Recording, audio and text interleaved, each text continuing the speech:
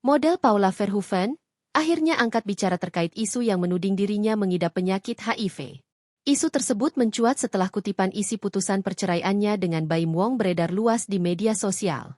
Menanggapi ramainya pemberitaan tersebut, kuasa hukum Paula, Siti Aminah Tardi, menegaskan bahwa keaslian dokumen yang beredar di media sosial belum bisa dipastikan. Ia juga mengkritisi penyebaran salinan putusan perceraian yang dinilai belum final secara hukum. Menurut Siti, dokumen tersebut diduga masih dalam tahap minutasi dan belum ditandatangani secara resmi oleh hakim. Siti menjelaskan bahwa pihaknya masih menunggu hasil penelusuran dari Badan Pengawas Mahkamah Agung, Bawas MA, untuk memastikan apakah dokumen tersebut benar-benar otentik dan dikeluarkan oleh Pengadilan Agama.